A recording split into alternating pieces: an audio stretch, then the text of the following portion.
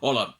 El problema més gran que hi ha a Catalunya avui és la incapacitat de l'independentisme popular, aquell que omple les urnes amb vots d'Esquerra Republicana, de Junts per Catalunya, PDeCAT o de les CUP, d'analitzar la realitat amb una mica de seriositat i amb una mica de profunditat i calma.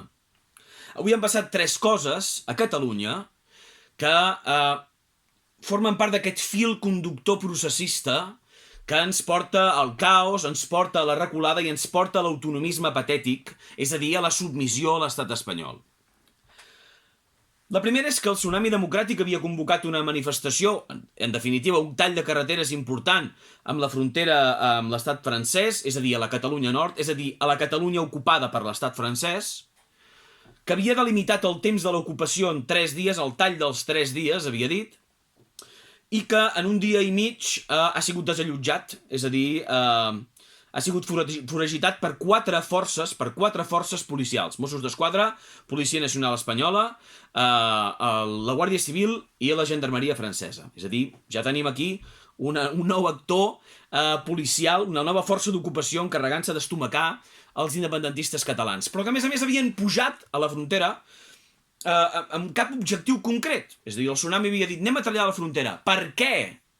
Jo preguntava, per què? Quin objectiu polític hi ha al darrere d'aquest tall? Què voleu aconseguir?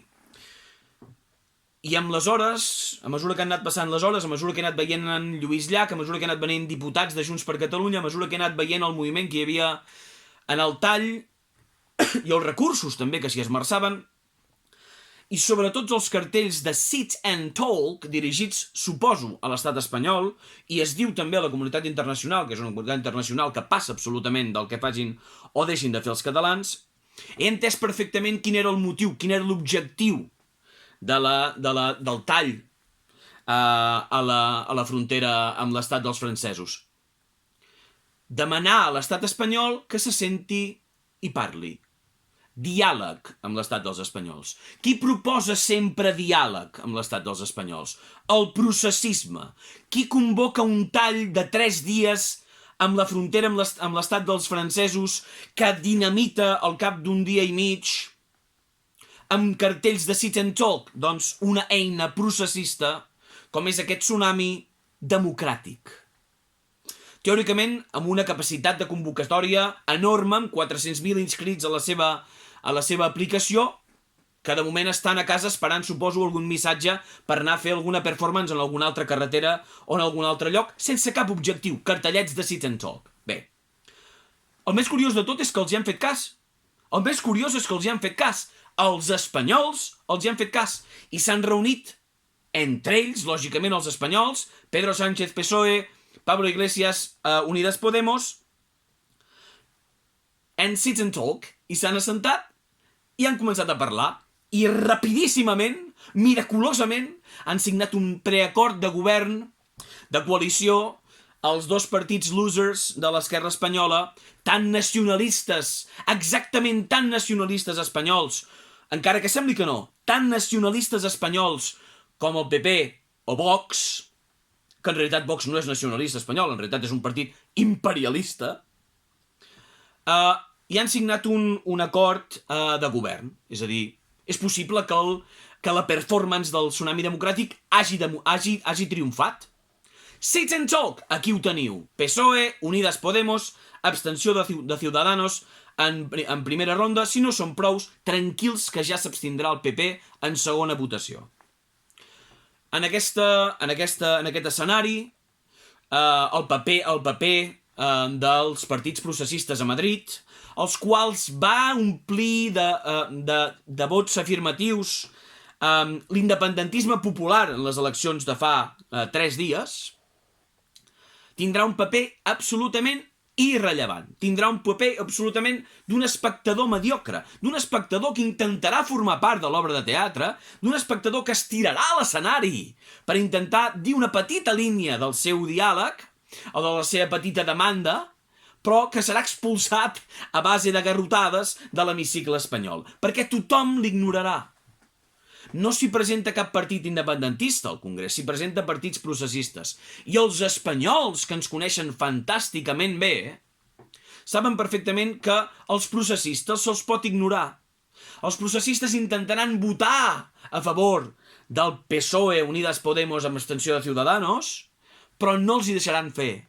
No els hi deixaran fer perquè seran ignorats. I preferirà l'estat espanyol que hi hagi un quart actor, PSOE, Unidas Podemos, Ciudadanos, i un quart actor que avali aquesta formació de govern passant absolutament dels partits processistes. Per tant, en les eleccions espanyoles s'han tirat a la paperera de la història espanyola 1,5 milió de vots dels independentistes, que han confiat en unes forces polítiques que ja estan dient que tenen ganes de pactar amb els partits espanyols. En fi.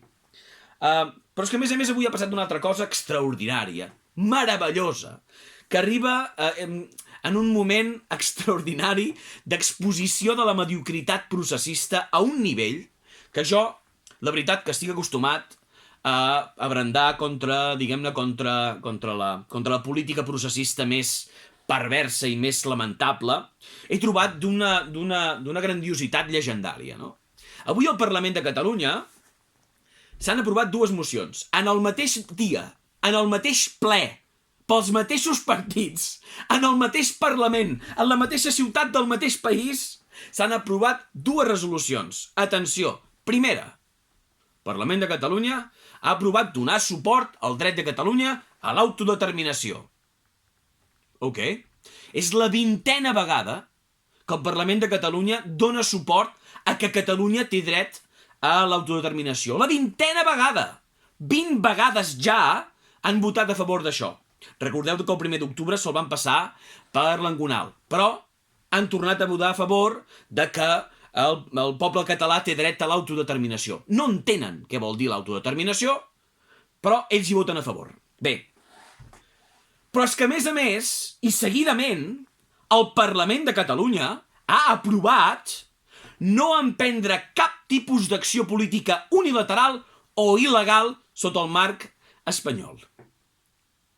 Al mateix dia s'aprova una moció que dona suport a l'autodeterminació teòrica del poble de Catalunya i una moció que diu que no s'emprendrà cap acció unilateral o il·legal.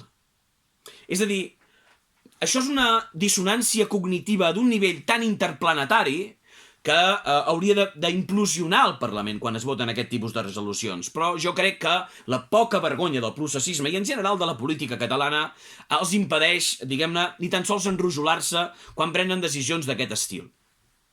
Bé, aquests 3 actes que han passat avui, el tsunami demanant sits and talk a l'estat espanyol corresponent a aquest missatge fent una encaixada de mans i un pacte de legislatura entre el PSOE i Unidas Podemos, i aquesta performance psicodèlica que ha fet el Parlament de Catalunya avui, formen part del desastre que significa per l'independentisme popular donar les regnes d'una nació oprimida a una colla de pallassos de fireta com són Esquerra Republicana, PDeCAT, Junts per Catalunya i les CUP.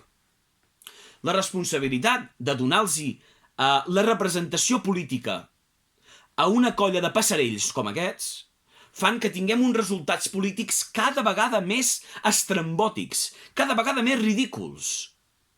I si no volem que Catalunya caigui en el ridícul més esperpèntic, el que és urgent de fer en aquest país és construir alternatives polítiques per fer-los fora del Parlament i posar una mica d'ordre a casa nostra.